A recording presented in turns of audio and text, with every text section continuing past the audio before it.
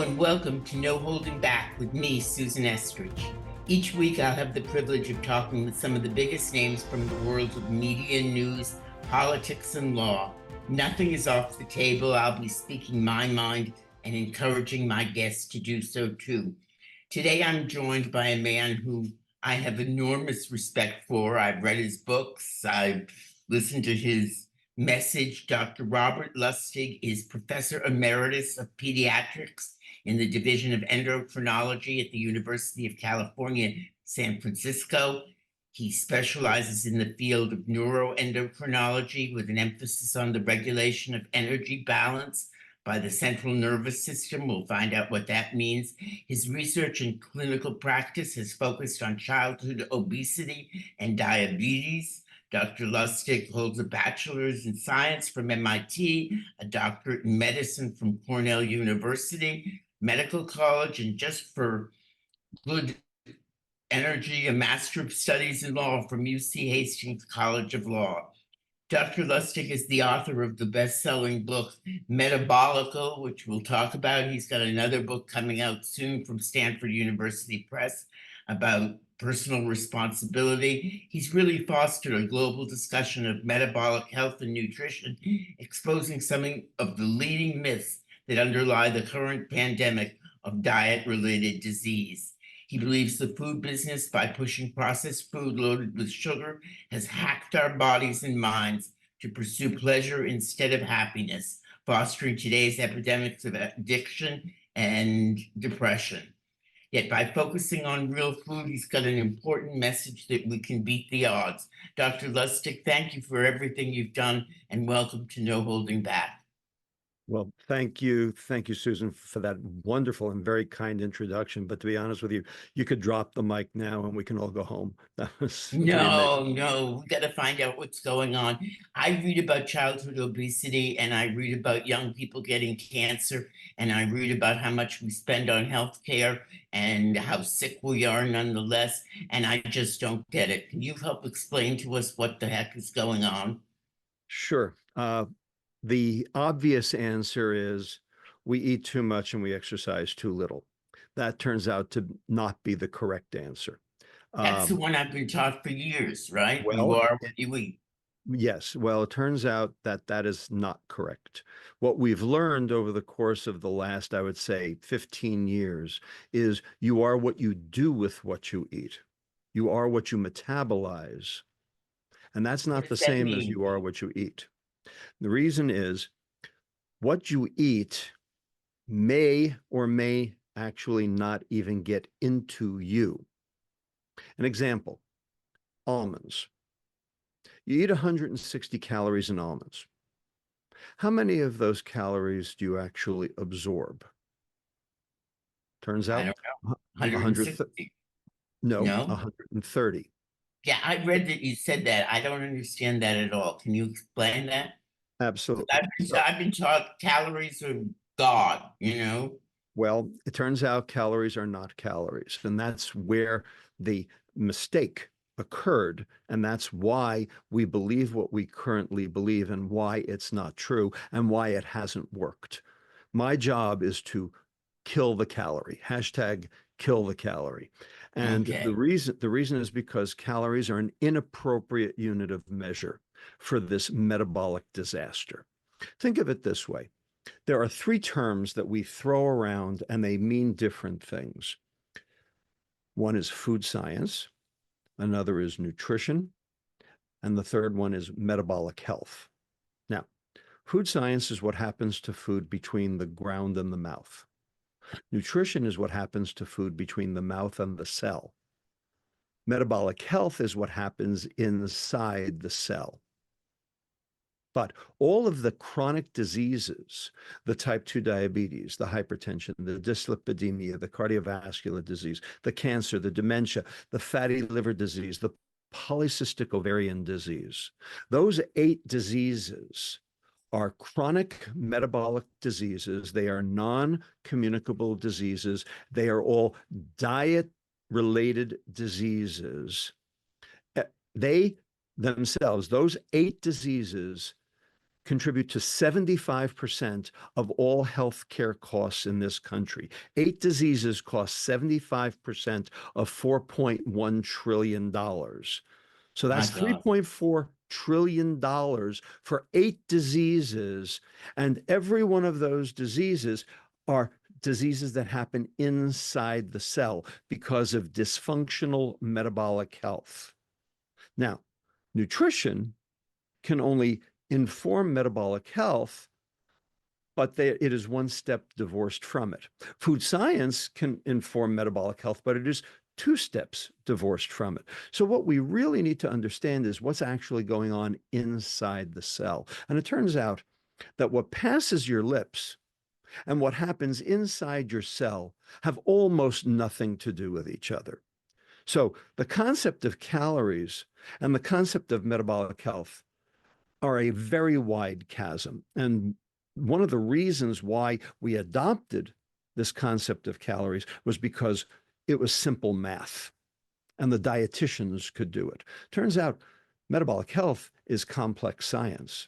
And that is not immediately available or known to a lot of people. And metabolic health and metabolic science is undergoing a renaissance, and people don't necessarily understand the actual rules. That's part of my job, is explaining how come mitochondrial function is more important than what passes your lips. How come why physical activity actually has nothing to do with energy expenditure, but rather with increasing muscle mass, which has its own benefits? Why the chronic pathologies that are going on inside your cells are specifically foodable, but not druggable. So What does that glycation, mean? what it What does means that is mean? what it means is that there are 8, count them, 8 separate pathologies that are going on inside your cell right now that are leading to your demise. Now, they're going very slowly, but everyone dies. The question is when? How fast? So if you can control these 8 pathologies, you can live to 110 playing tennis. If you can't control these 8 pathologies, you will be 40 years old on a gurney with 2 stumps on dialysis waiting for your next stroke. These 8 are called glycation, oxidative stress, mitochondrial dysfunction, insulin resistance, membrane instability, inflammation, methylation, and autophagy. Now notice, none of those mention calories. Each of No. those goes on separate from and independently of calories. But if you eat specific foods, you can manage all 8 of those pathologies and make them work for you instead of against you. Conversely, if all you do is cut your calories, you're not actually helping any of those. And if you exercise, which is, by the way, the second best thing you can do for yourself, I'm totally for exercise, you will fix 4 of those 8, but you won't fix all 8. And that's what I mean by each of these pathologies is foodable, but not druggable. And it's not the calories that determine whether any individual food is good for you. Rather, it's the actual molecular makeup of that food. And that's one of the reasons why almonds are good, is because you're actually not absorbing all of those calories from the almonds because the fiber in the almonds prevented you from actually ever getting them. They stayed in your intestine and fed your microbiome instead of going to your liver and causing metabolic dysfunction.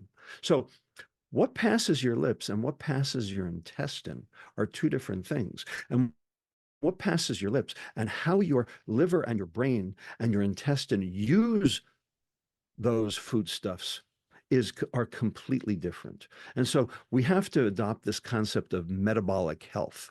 And unfortunately, this is this is a tough hill to climb for the, general public. And that's part of my job. What does metabolical mean, the title of your book? It's a combination of metabolism and diabolical, right? Indeed, indeed. So metabolic is basically what your body does to food, and diabolical is what the food industry did to your food to make you sick. So how does that account for this epidemic we now have of childhood obesity? All right, let's take the simple answer.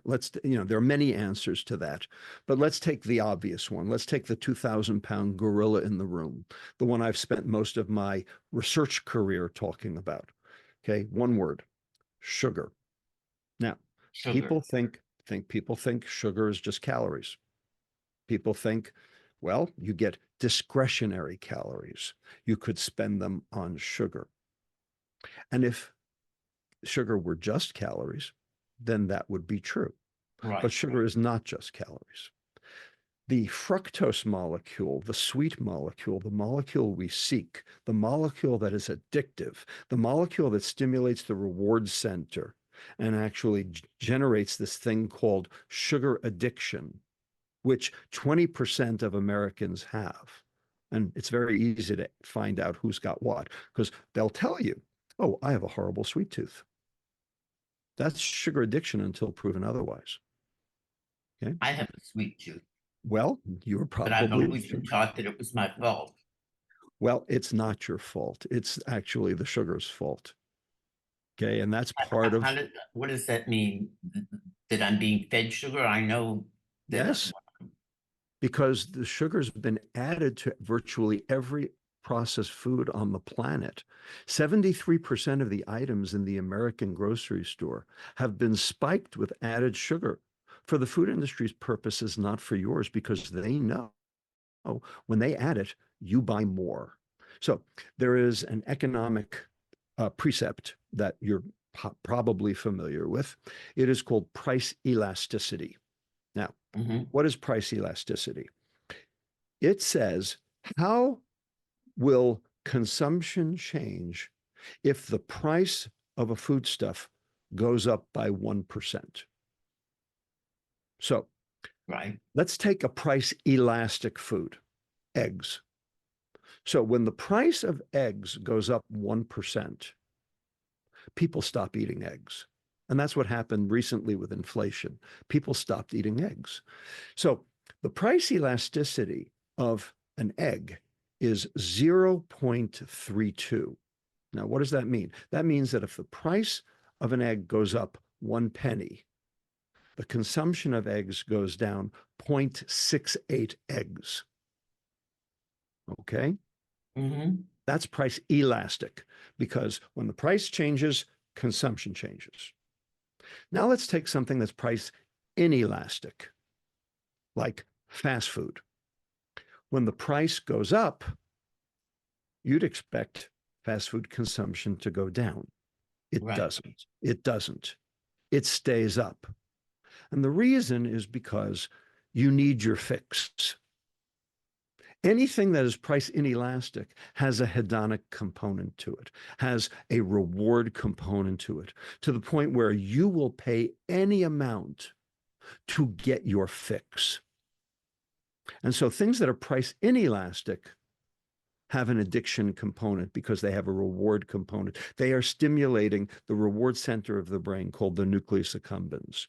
So it turns out fast food, soda, and juice, they have a price elasticity of 0.81, 0.79, and 0.77, very different from the eggs at 0.32.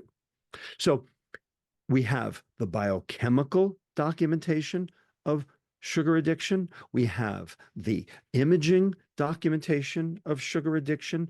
We have the behavioral and demographic documentation of sugar addiction. And we also have the economic documentation of sugar addiction. Sugar is addictive, but it turns out sugar is also a mitochondrial toxin. It actually interferes with your ability to generate energy. Now, the food industry says, well, sugar is energy, sugar is calories. Not if it interferes with your ability to generate ATP, which is chemical energy in your cell, because it's actually a mitochondrial toxin. You know what is also a mitochondrial toxin? Cyanide. Cyanide's a mitochondrial toxin. Well, it turns out sugar's not quite as severe as cyanide, but it Well, basically that's good does news this. Yeah, that's good news to a point, but to a we point. consume hundreds of thousands of times more sugar than we do And we do cyanide. cyanide. Yeah, we know cyanide's bad for us, and we think What- sugar is just our sweet tooth, and we can make it up by cutting other calories. And we can't. And that's the point. When you actually understand what sugar is doing, when you actually understand what this fructose molecule is doing and how it's actually poisoning your mitochondria and preventing your cells from making new mitochondria, it's actually depriving you of the energy that you need, that the food industry says it's supplying. It's actually robbing you at the same time. What does So it is mitochondrial making you mean? sick. Sorry? What does mitochondrial mean? So mitochondria are the little energy burning factories inside each cell. Every cell has to generate power in order to power the cell. And the way it works is we have these little mini organelles inside each of our cells called mitochondria. Imagine it is like your coal burning factory. So think of it this way. You have an old style steel mill, all right, from the 1800s before electricity. Okay. And it was powered by coal. And so you had railroad cars bringing the coal into the factory on railroad, railroad, you know, railroad cars, right? And you have stokers, with shovels that are Mhm. feeding the furnace. Okay. And the railroad cars are coming in, and the stokers are feeding the furnace, and you're generating the heat you need to make the steel, and all is right with the world, and your steel mill is functional.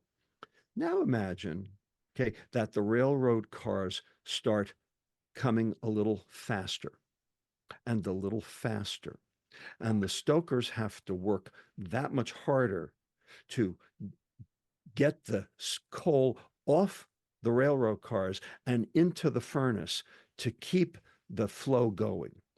And imagine that that actually causes some of the stokers to pull their back out or to have an Mhm. injury, and they have to drop off the line. And so now you have fewer stokers, even though the amount of coal coming in is coming faster and faster. Now you have a mismatch between supply and utilization. And what will happen is, if that keeps happening, you will get to the point where all of the stokers are now injured, and the coal keeps coming in, and eventually that factory is going to shut down. That is metabolic syndrome. That is mitochondrial dysfunction. That That's is too much because sugar. That's what the sugar does to you, exactly right. That's what it does. and it causes it to shut down. So, Eventually, it's a so slow how, process, but it happens. and is that what's happening to kids right now? Exactly. And that's why the kids are getting the diseases of adults, why the kids are getting the diseases of aging, why the kids are getting the diseases of alcohol. Type 2 diabetes and fatty liver disease used to be the diseases of alcohol. Now they're the diseases of 5-year-olds. And my job as a pediatrician is to give every kid a shot. Well, kids are being born obese. How do you explain newborn obesity on the basis of diet and exercise? You can't. They're being born obese? They're being born obese. 4 separate studies, one in the US, one in the South Africa, one in Israel, one in Russia, demonstrating that over the past 25 years, birth weight in those 4 countries have gone up 200 grams, a half a pound, over the course of the last 25 years. And when you stick those babies, those newborns, in a scanner, turns out that 200 grams is all fat. So we have obese newborns. And the reason is because of the mitochondrial dysfunction of what the mother ate. Really? Really. That is scary. Yeah, it's a little scary. And And the they're point born is, that way, and are they born addicted to sugar? and they are born addicted to sugar, and there's data to demonstrate that. Partly because when you actually look at the taste buds on the newborn tongue, they're almost only for sugar.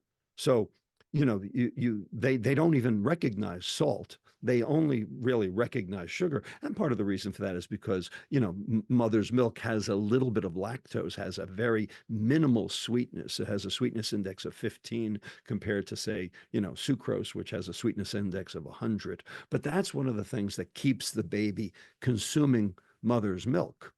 Now, just so happens that lactose-free milk that you buy formula in the store is spiked with sugar and so has a much higher sweetness index. In fact, Isomil, one of the standard Formula.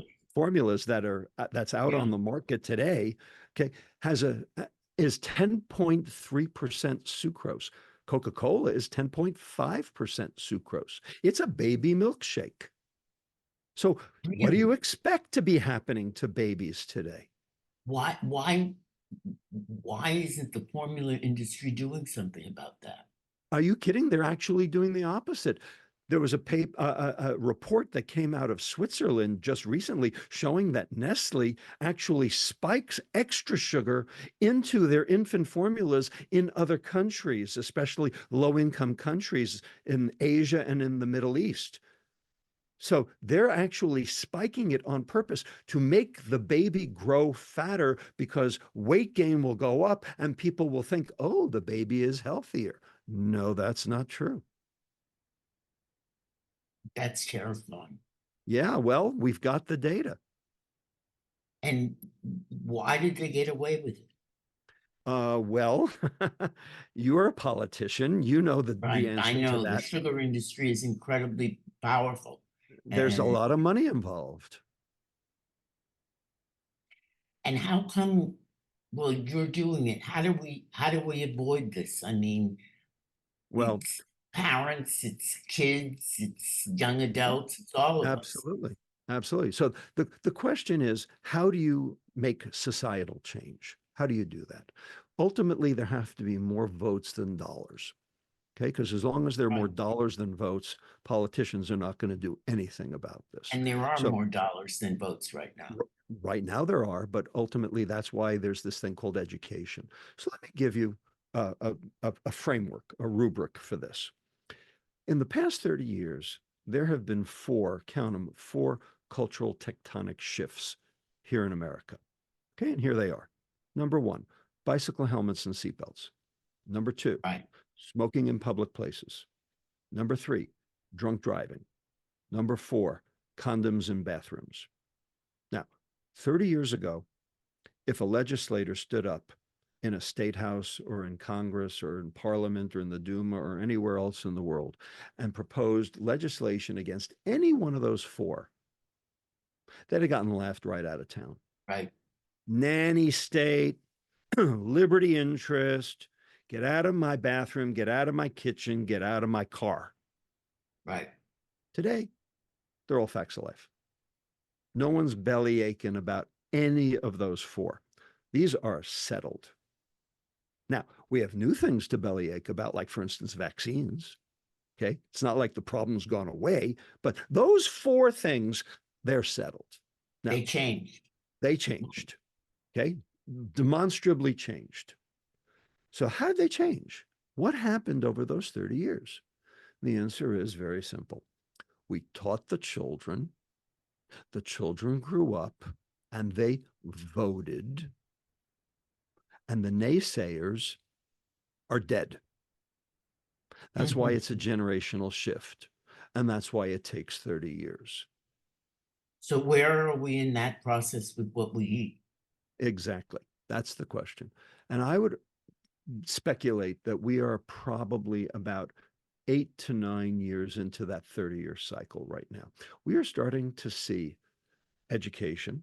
There was actually documentation of education going on, that people actually understand that a calorie is not a calorie, that there's other properties to food other than its calories that are more important in terms of mitigation of chronic metabolic disease. And people are starting to vote with their feet. You're starting to see some positive disruption in the food business, and you're starting to see startups, trying to, eat the CPG's lunch, and you're starting to see people, voting with their feet. You're starting to see them reduce their soda intake.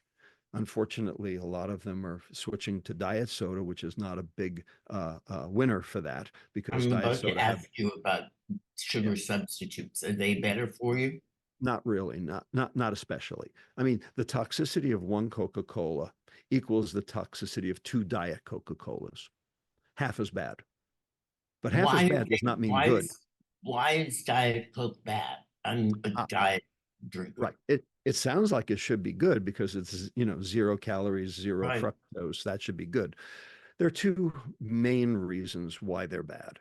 One is you put something sweet on the tongue. Message goes tongue to brain, sugar's coming. Message goes brain to pancreas, sugar's coming, release the insulin. But the sugar never comes because it was a diet sweetener. Does the pancreas not release the insulin? No, it releases the insulin anyway. And that will still drive weight gain, and it will still drive chronic metabolic disease, because insulin's the bad guy in this story. So anything that still generates an insulin response will contribute to the metabolic problem and the weight gain. And diet sweeteners will do that. The second problem is that diet sweeteners have been shown to alter the microbiome, the intestinal bacteria. And in doing so, will actually cause what we call leaky gut. And that is, the junk in your intestine will actually make it into your bloodstream, which sets up inflammation and basically turns you into a petri dish of chronic disease. So even though you don't have the fructose, even though you don't have the calories, it's still bad. It's just bad in a different way from sugar. So diet sweeteners are not the answer for this problem. Sugar reduction is, but diet sweeteners turns out to actually bypass the problem without solving the problem. So what do you do? I mean, what did you eat today? What did I eat today? I had an omelet and a cup of black coffee. That's what I had. So that's eggs, it's no processed. What is processed food? I mean, we What hear a is lot about processed food? processed food, but I think all of us, when we hear processed food, think McDonald's. Well, You say that's a perfect. 73% of the stuff in my grocery store is processed food. How do That's I correct. go shopping?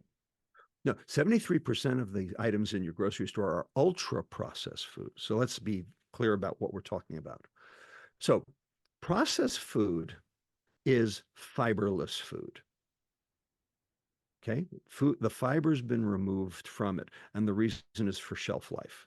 So anything that lives on in the aisles of the store has been processed, because any fiber associated with the carbohydrate, with the grain, had to be removed in order to be able to have it live on the shelf. So processed food is fiberless food, but when you take the fiber out of the food, it actually tastes lousy. So what do? They add something that makes it taste good, and that's called sugar. So processed food is high sugar, low fiber. Real food is low sugar, high fiber.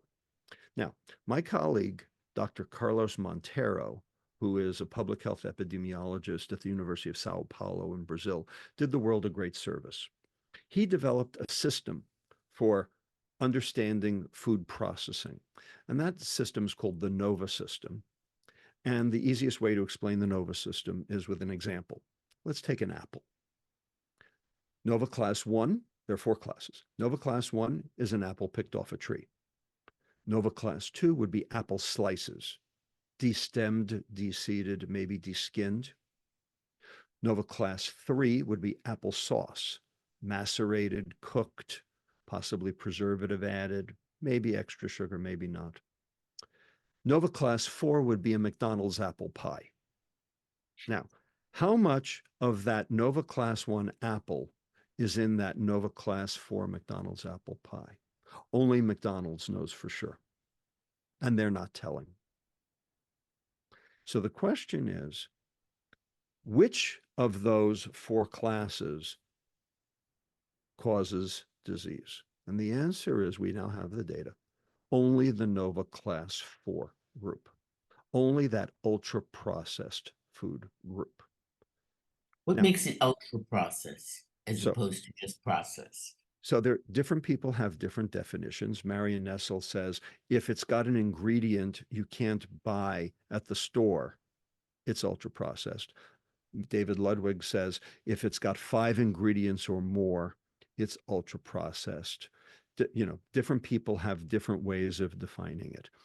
For your audience, I'm going to give them a computer program that will tell them exactly what's been done to the food. And I'm actually the chief medical officer of a company that is trying to fix the food supply.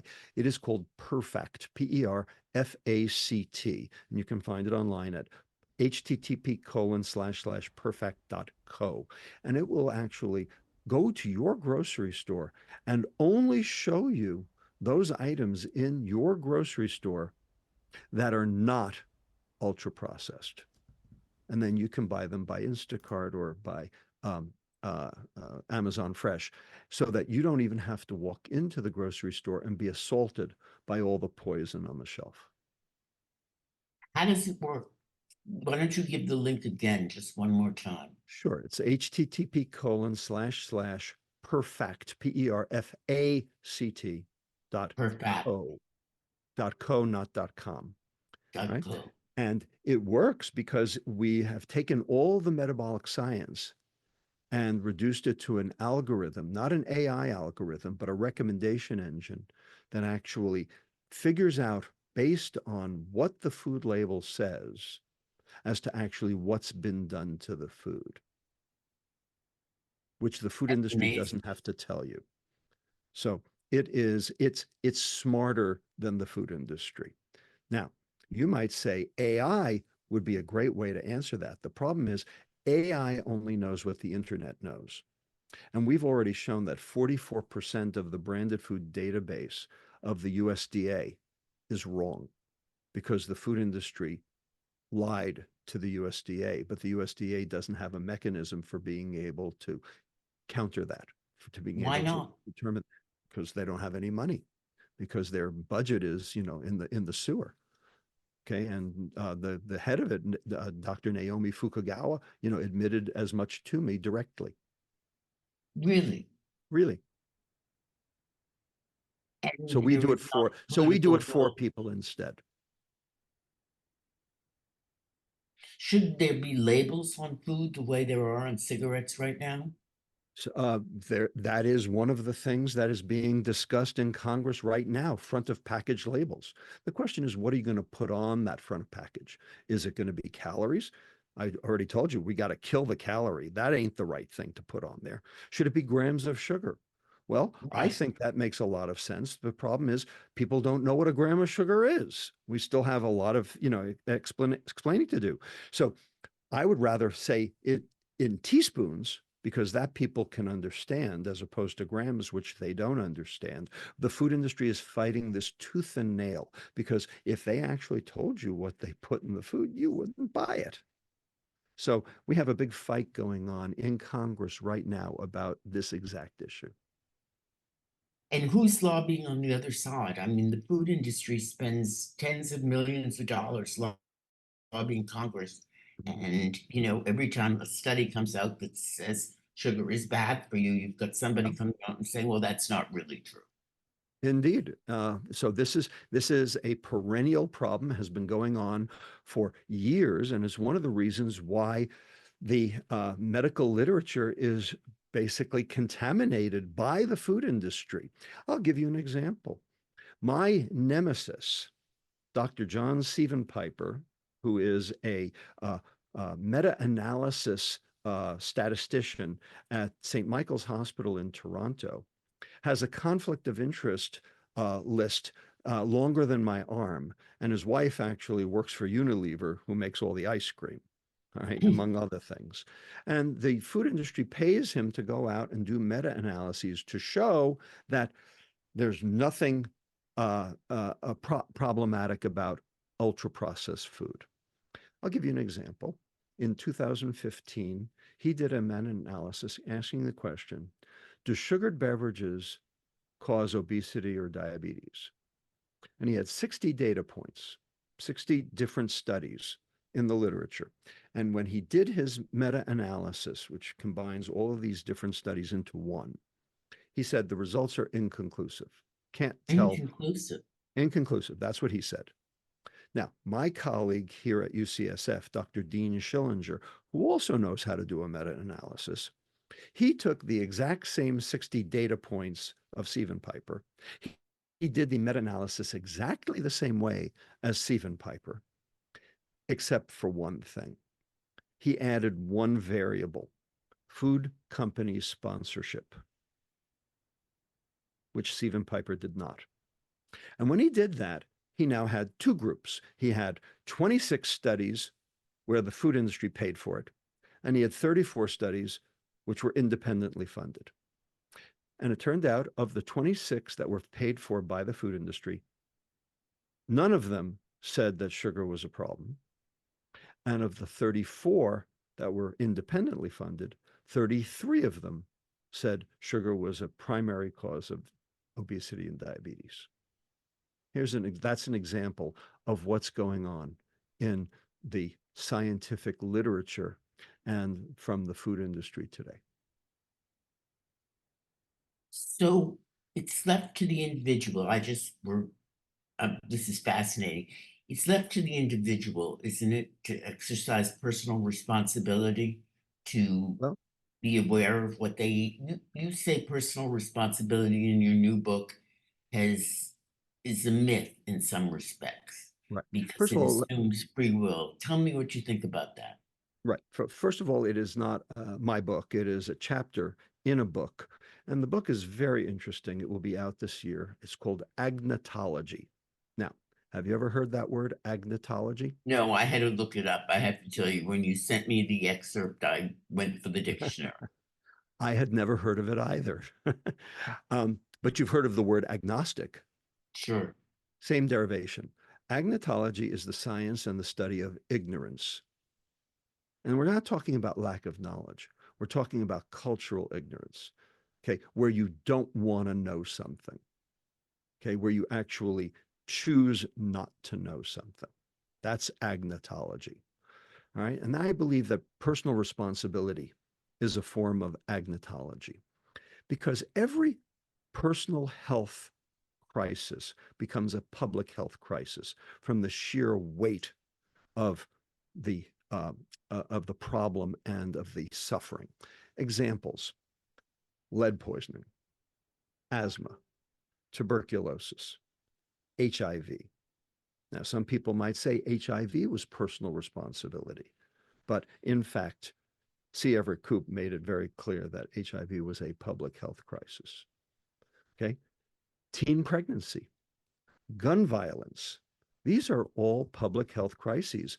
Vivek Murthy, our Surgeon General, just yesterday agreed and announced that the US government now considers gun violence a public health crisis as opposed to a personal responsibility issue. Okay? So every personal health issue morphs into a public health crisis because of the sheer weight and the sheer suffering that goes on. In addition, personal responsibility does not work because in order to invoke personal responsibility, you have to satisfy 4 caveats.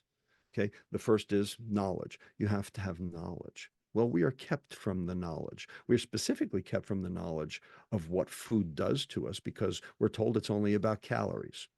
Okay. Right. You have to have access because if you don't have access, how can you exercise personal responsibility? And 60% of America doesn't even have access to fresh food. They have access to ultra processed food only. So how are they supposed to be able to exercise their personal responsibility? Number Why don't they 3, have access to fresh food? because of food deserts and food swamps. Okay, because of they live in places where there are no supermarkets, where the nearest supermarket is as far as 20 miles away. So how are they supposed to be able to get fresh food? Number 3, affordability. You have to be able to afford your choice, and society has to be able to afford your choice. And right now, because Chronic metabolic disease is 75% of all healthcare dollars. We can't afford your choice. And finally, externalities. How does your consumption affect me? So for tobacco, the only reason that we realized that tobacco was not a personal responsibility issue was secondhand smoke, because people who were not smoking were getting sick. Right. For alcohol, it was drunk driving, because people who were not drinking were dying in car accidents. Right. Because your consumption affects me. So the question is, how does your sugar consumption affect me? And the answer is because there won't be any health care in the year 2026, because Medicare will be broke from the weight of chronic metabolic disease. You won't be able to get into an emergency room when you have your heart attack because of all the people on the gurneys who are having their heart attacks because of their ultra-processed food consumption. That's the problem. So you can't meet the knowledge issue. You can't meet the affordability issue. You can't meet the access issue, and you can't meet the externalities issue. In fact, this is not personal responsibility. This is a public health crisis. Childhood obesity is certainly a public health crisis, and we're not doing much Absolutely. about it, are we? Absolutely. No child chooses to be obese. The quality of life of an obese child is the same as a child on cancer chemotherapy. Who choose that? Why do you make children the victim? I am a pediatrician. My job is to help children. Anyone who makes children a victim is a sociopath. So how do we get to parents? Or we don't have to get to Right. parents. How do we get to legislators is what you're There you really go. isn't it? Thank you. How do we get to legislators? Susan, this is where we need you. This is No, what this is what I do for a living. That's exactly It's right. where we That's need why we all went to education work. and we need activism That's right. Okay. Ultimately, and we we have a need lot of things. leadership. That's right. Right now, we have a lot of things to be activist about. Okay. I think food needs to get toward that top of that list. You don't hear it discussed in campaigns. You don't hear it discussed as an issue. It should be. That's right. We need to And get it so, on the agenda. and that's why I'm doing your show for just that. Well, I have to tell you, it has been such a pleasure to talk to you. And I just want to encourage everybody to take a second look and to get involved and to be part of this movement, because you really are leading an important movement. And if it takes another 20 years, I hope you'll be around for it. I think you'll live to 110 anyway, playing I will. tennis, right? Yes, I will. I'll be very honest with you. I expect that I will not outlive this problem. This problem will outlive me, but that's okay. That's okay, because I'm just a cog in a wheel. Okay, but Well, it'll be a ultimately, different problem because of you, because of your oh, work. It's I changing appreciate people's that. minds. I appreciate that. Thank you. And that's why you're here, and that's why I'm here. You've been listening to No Holding Back with me, Susan Estridge. Thank you so much, Robert, for a great conversation and for the great work you've done. Tweet us at No Holding Back FM, and if you enjoyed this episode, please share the link on social media. You can sign up to receive an email when a new episode drops at our website, noholdingback.fm. Thank you again to Dr. Robert Lustig and for a great conversation, and I'll see you next time on No Holding Back.